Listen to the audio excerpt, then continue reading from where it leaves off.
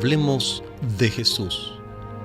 La lectura sin comentarios del libro El deseado de todas las gentes. Capítulo 5. La dedicación.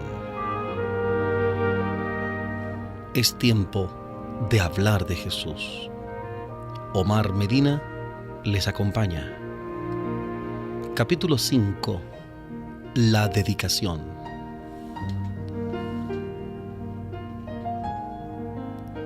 Como 40 días después del nacimiento de Jesús, José y María le llevaron a Jerusalén para presentarle al Señor y ofrecer sacrificio.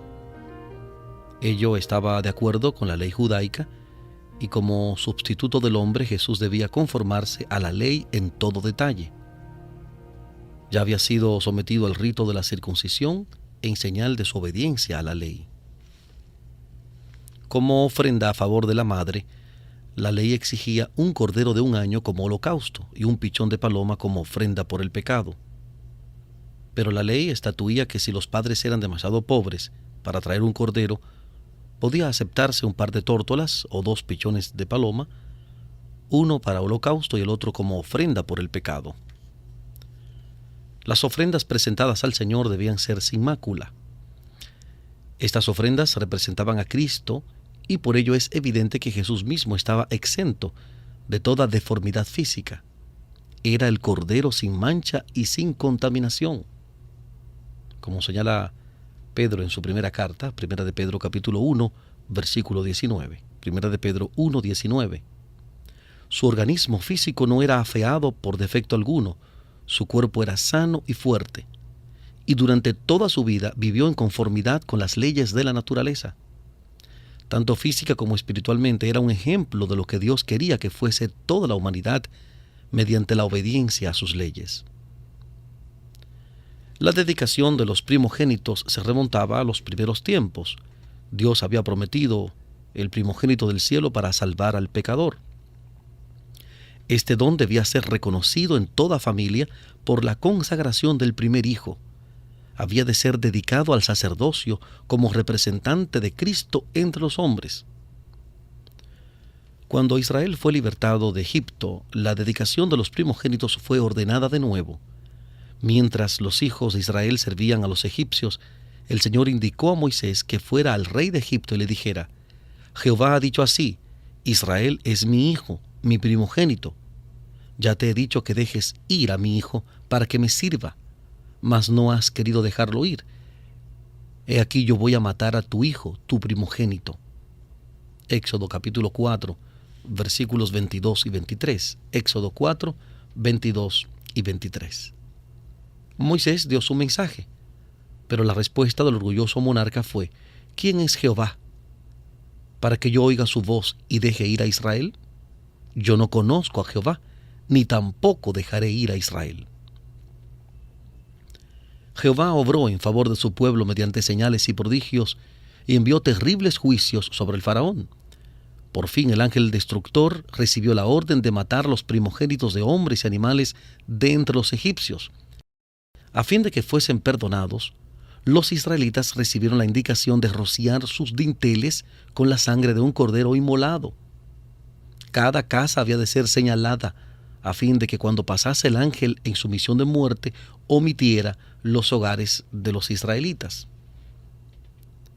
Después de enviar este castigo sobre Egipto, Jehová dijo a Moisés: santifícame todo primogénito, así de los hombres como de los animales, mío es, porque desde el día en que yo maté todos los primogénitos en la tierra de Egipto, yo santifiqué a mí todos los primogénitos en Israel, así de hombres como de animales, míos serán, yo Jehová.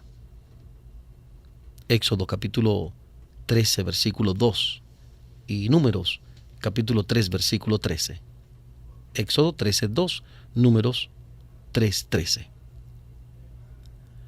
Una vez establecido el servicio del tabernáculo, el Señor eligió a la tribu de Leví en lugar de los primogénitos de todo Israel para que sirviese en su santuario. Pero debía seguir considerándose a los primogénitos como propiedad del Señor y debían ser redimidos por rescate. Así que la ley de presentar a los primogénitos era muy significativa. al par que conmemoraba el maravilloso libramiento de los hijos de Israel por el Señor, prefiguraba una liberación mayor que haría el unigénito Hijo de Dios.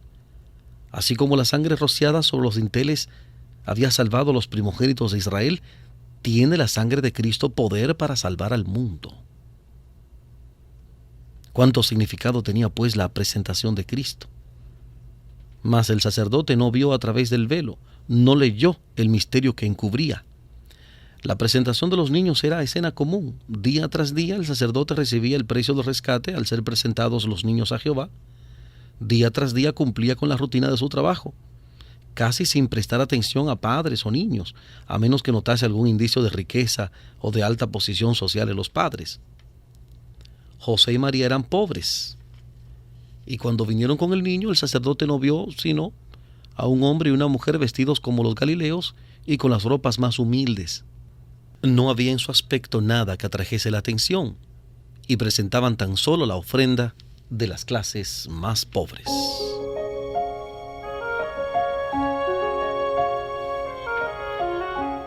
Estamos presentando Hablemos de Jesús, la lectura sin comentarios del capítulo 5 del libro El deseado de todas las gentes. Capítulo 5, la dedicación. En Hablemos de Jesús.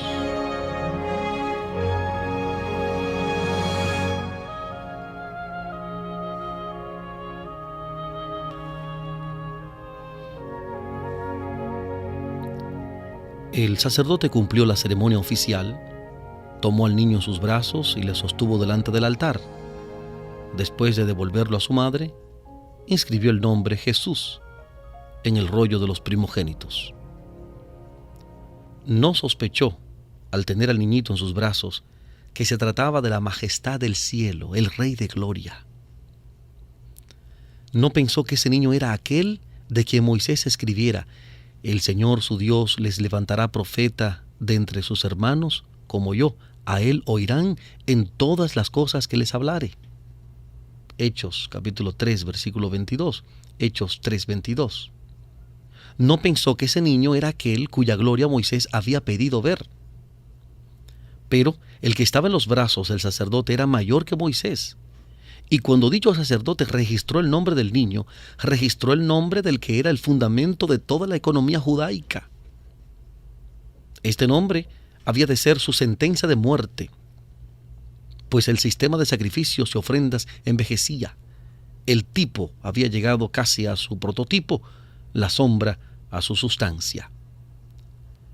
La presencia visible de Dios se había apartado del santuario, mas en el niño de Belén estaba velada la gloria ante la cual los ángeles se postran. Este niño inconsciente era la simiente prometida, señalada por el primer altar erigido ante la puerta del Edén. Era Shiloh, el pacificador. Era aquel que se presentara a Moisés como el gran yo soy. Era aquel que en la columna de nube y de fuego había guiado a Israel. Era aquel que de antiguo predijeran los videntes. Era el deseado de todas las gentes, la raíz, la posteridad de David, la brillante estrella de la mañana. El nombre de aquel niñito impotente, inscrito en el registro de Israel como hermano nuestro, era la esperanza de la humanidad caída. El niño por quien se pagara el rescate era aquel que había de pagar la redención de los pecados del mundo entero. Era el verdadero gran sacerdote sobre la casa de Dios, la cabeza de un sacerdocio inmutable, el intercesor a la diestra de la majestad de las alturas. Como enseña la carta a los Hebreos capítulo 10, versículo 21, y el capítulo 7, versículo 24, Hebreos 10, 21, 7, 24. Las cosas espirituales se disciernen espiritualmente. En el templo, el Hijo de Dios fue dedicado a la obra que había venido a hacer. El sacerdote le miró como a cualquier otro niño, pero, aunque él no vio ni sintió nada insólito, el acto de Dios al dar a su Hijo al mundo no pasó inadvertido. Esta ocasión no pasó sin algún reconocimiento del Cristo. Había un hombre en Jerusalén llamado Simeón, Y este hombre justo y pío esperaba la consolación de Israel, y el Espíritu Santo era sobre él, y había recibido respuesta del Espíritu Santo que no vería la muerte antes que viese al Cristo del Señor.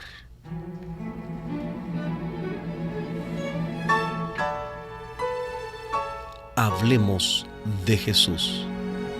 La lectura sin comentarios del capítulo 5 del libro El deseado de todas las gentes. Capítulo 5. La dedicación.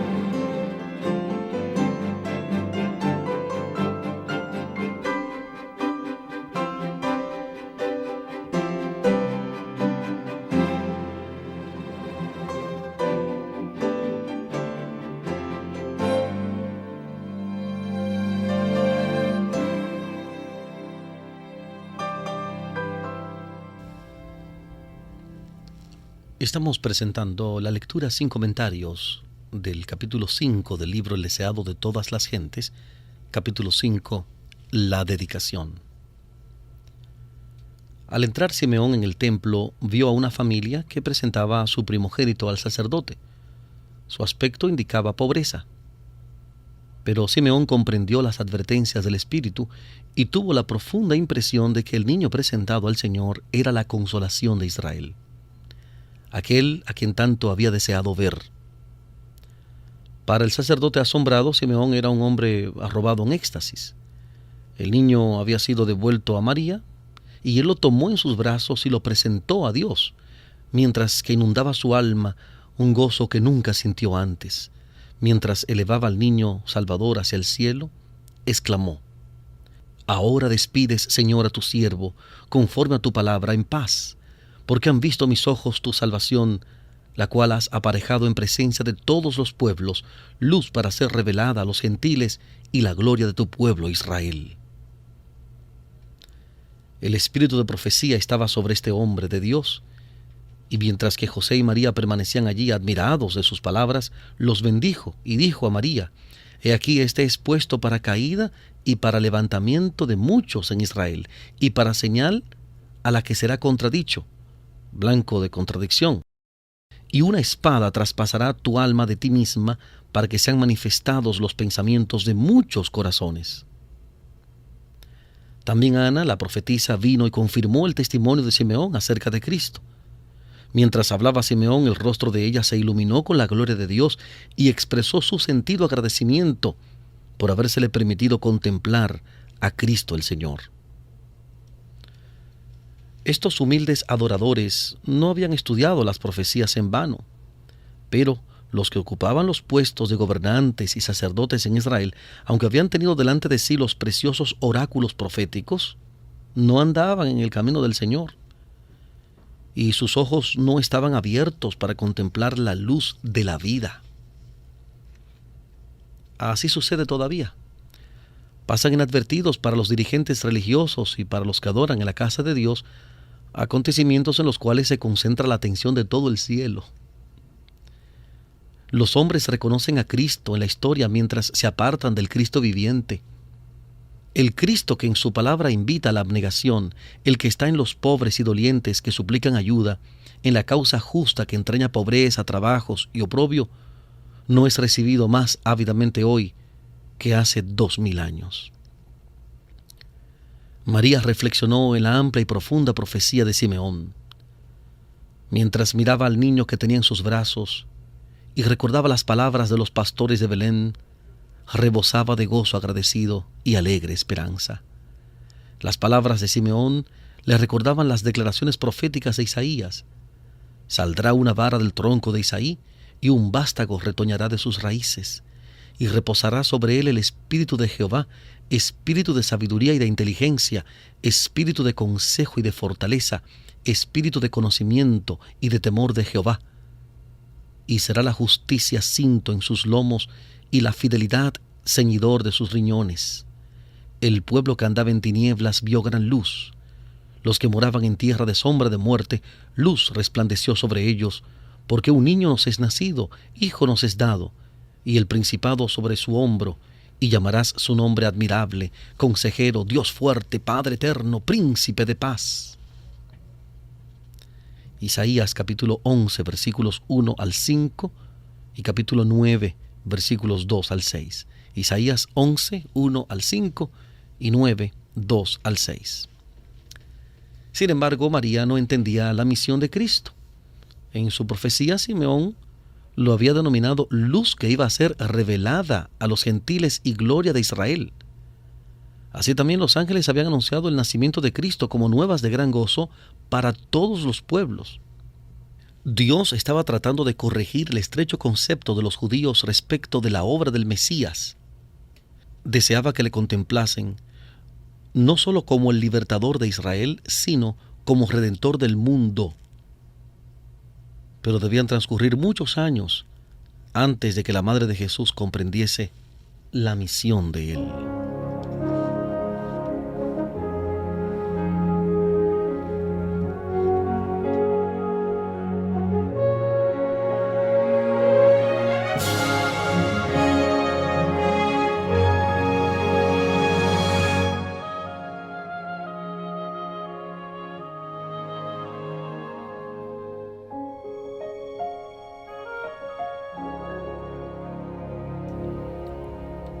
María esperaba el reinado del Mesías en el trono de David, pero no veía el bautismo de sufrimiento por cuyo medio debía ganarlo.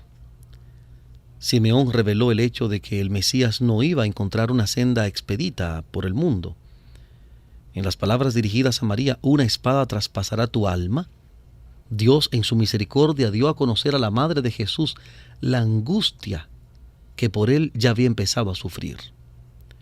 He aquí, había dicho Simeón, este es puesto para caída y para levantamiento de muchos en Israel y para señal a la que será contradicho. Deben caer los que quieren volverse a levantar. Debemos caer sobre la roca y ser quebrantados antes que podamos ser levantados en Cristo. El yo debe ser destronado, el orgullo debe ser humillado si queremos conocer la gloria del reino espiritual. Los judíos no querían aceptar la honra que se alcanza por la humillación. Por lo tanto, no quisieron recibir a su Redentor. Fue una señal contradicha, para que sean manifestados los pensamientos de muchos corazones. A la luz de la vida del Salvador, el corazón de cada uno, aún desde el Creador hasta el príncipe de las tinieblas, será revelado. Satanás presentaba a Dios como un ser egoísta y opresor, que lo pedía todo y no daba nada, que exigía el servicio de sus criaturas para su propia gloria, sin hacer ningún sacrificio para su bien. Pero el don de Cristo revela el corazón del Padre. testifica que los pensamientos de Dios hacia nosotros son pensamientos de paz y no de mal. Como dice Jeremías capítulo 29, versículo 11. Jeremías 29, 11.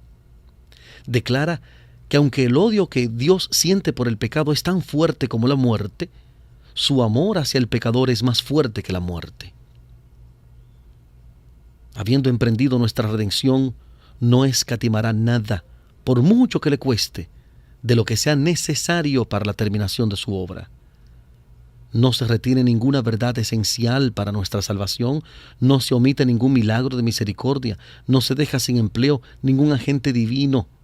Se acumula un favor sobre otro, una dádiva sobre otra. Todo el tesoro del cielo está abierto a aquellos a quienes Él trata de salvar. Habiendo reunido las riquezas del universo y abierto los recursos de la potencia infinita, lo entrega todo en las manos de Cristo y dice: todas estas cosas son para el hombre, úsalas para convencerlo de que no hay mayor amor que el mío en la tierra o en el cielo. Amándome, hallará su mayor felicidad. En la cruz del Calvario, el amor y el egoísmo se encontraron frente a frente. Allí fue hecha su manifestación culminante. Cristo había vivido tan solo para consolar y bendecir, y al darle muerte, Satanás manifestó la perversidad de su odio contra Dios. Hizo evidente que el propósito verdadero de su rebelión era destronar a Dios y destruir a aquel por quien el amor de Dios se manifestaba. Por la vida y la muerte de Cristo, los pensamientos de los hombres son puestos en evidencia. Desde el pesebre hasta la cruz, la vida de Jesús fue una vocación de entrega de sí mismo y de participación en los sufrimientos. Reveló los propósitos de los hombres. Jesús vino con la verdad del cielo, y todos los que escucharon la voz del Espíritu Santo fueron atraídos a Él. Los que se adoraban a sí mismos pertenecían al reino de Satanás. En su actitud hacia Cristo, todos iban a demostrar en qué lado estaban. Y así cada uno pronuncia juicio sobre sí mismo. En el día del juicio final, cada alma perdida comprenderá la naturaleza de su propio rechazamiento de la verdad. Se presentará la cruz y toda mente que fue cegada por la transgresión verá su verdadero significado. Ante la visión del Calvario con su víctima misteriosa, los pecadores quedarán condenados. Toda excusa mentirosa quedará anulada. La apostasía humana aparecerá en su odioso carácter. Los hombres verán lo que fue su elección. Toda cuestión de verdad y error en la larga controversia quedará entonces aclarada. A juicio del universo, Dios quedará libre de toda culpa por la existencia o continuación del mal. Se demostrará que los decretos divinos no son accesorios al pecado. No había defecto en el gobierno de Dios, ni causa de desafecto. Cuando los pensamientos de todos los corazones sean revelados, tanto los leales como los rebeldes se unirán para declarar: justos y verdaderos son tus caminos, Rey de los santos. ¿Quién no te temerá, oh Señor, y engrandecerá tu nombre? Porque tus juicios son manifestados. Apocalipsis capítulo 15, versículos 3 y 4. Apocalipsis 15, 3 y 4.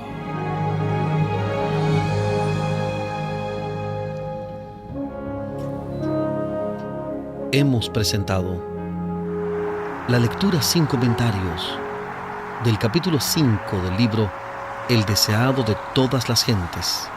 Capítulo 5, la dedicación. Este capítulo está basado en el Evangelio según San Lucas, capítulo 2, versículos 21 al 38. Lucas, capítulo 2, versículos 21 al 38.